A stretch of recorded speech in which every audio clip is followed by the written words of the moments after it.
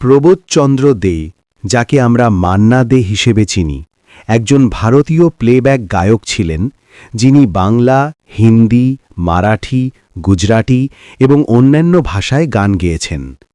তিনি ভারতীয় সঙ্গীতের অন্যতম সেরা কণ্ঠশিল্পী হিসেবে বিবেচিত হন।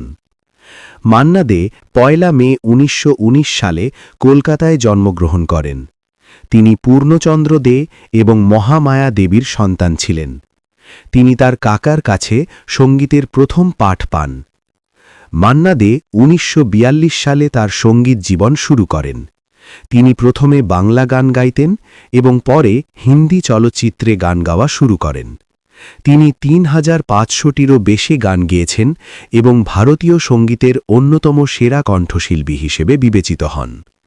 মান্না দে অনেক উল্লেখযোগ্য গান গেয়েছেন, যার মধ্যে রয়েছে কফি হাউসের সেই আড্ডা, লেকে প্রেম পেহলি প্রেম, তু প্যার কাহে, জিন্দগি ক্যাসি হ্যায় পাহেলি, ইয়ে দুনিয়া ইফতার হ্যায়। মান্না দে অনেক পুরস্কার ও সম্মান পেয়েছেন, যার মধ্যে রয়েছে পশ্চিমবঙ্গ সরকার কর্তৃক প্রদত্ত বাংলা চলচ্চিত্রে শ্রেষ্ঠ পুরস্কার ১৯৭১, ভারত সরকার কর্তৃক প্রদত্ত পদ্মশ্রী ১৯৭১, ভারত সরকার কর্তৃক প্রদত্ত পদ্মবিভূষণ ২০০৫, ডি.লিট রবীন্দ্রভারতী বিশ্ববিদ্যালয় ২০০৬।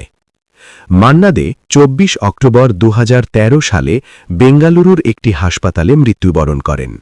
তিনি ৯৪ বছর বয়সে মৃত্যুবরণ করেন।